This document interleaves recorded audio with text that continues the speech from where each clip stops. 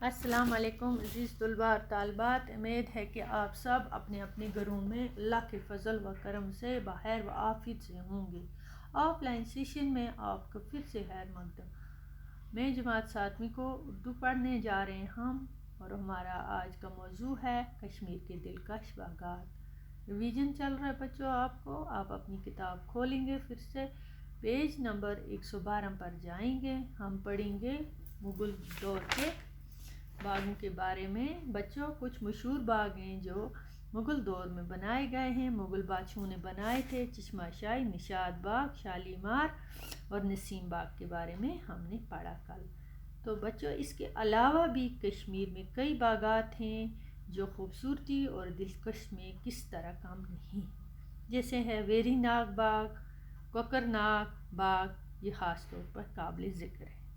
تو بچوں، دونوں باغوں کے پہاڑ کے دامن میں پھوٹنے والے چشموں کے سامنے بنے ہیں، یہ بالکل چشموں کے سامنے یہ باغ بنے۔ ویری ناگ باغ بہت ہی پرانا باغ ہے، قدیم باغ ہے اور مغل باغات سے مشابہ بہت رکھتا ہے، ملتا۔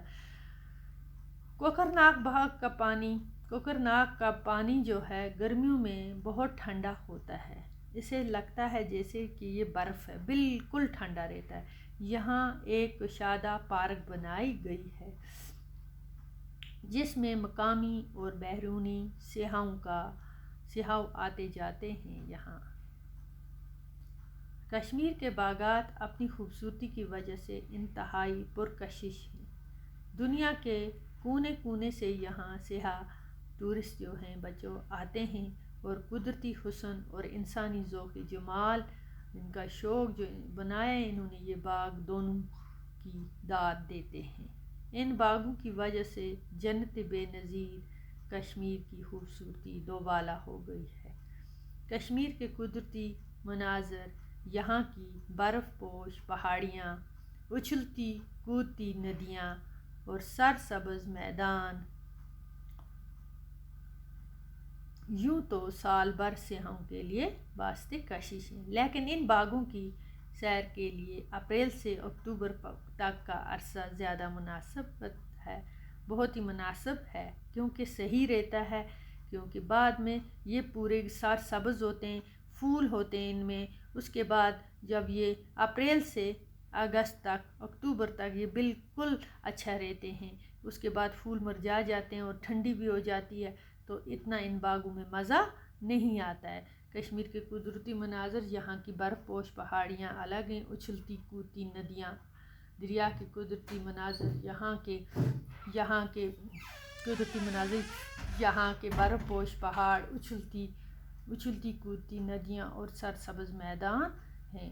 مجھے امید ہے کہ اس سال تم یہاں ضرور آؤ گے۔ یہ اس سے لکھ رہا ہے کہ گرمیوں میں چھٹیاں یہیں گزارو گے اور کشمیر کے صحت افزا مقامات کے ساتھ ساتھ ان باغوں کی سیر بھی کرو گے۔ تو بچوں، یہ ہمارا کمپلیٹ ہو گیا یہ لیسن، انشاءاللہ آگے بھی پڑھیں گے کل۔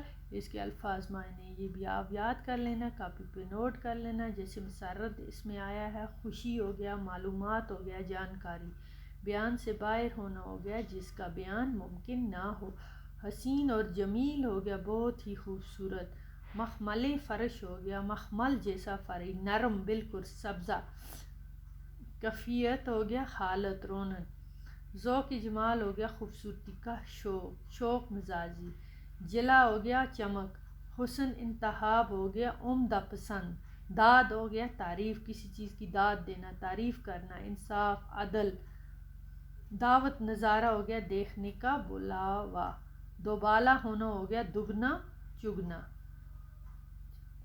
دگنا دو چند، دگنا چگنا، وسط ہو گیا پھیلاؤ، کشادگی گنجائش۔ تو بچوں یہ نوٹ کر لینا، آپ یاد بھی کر لینا۔ خدا حافظ۔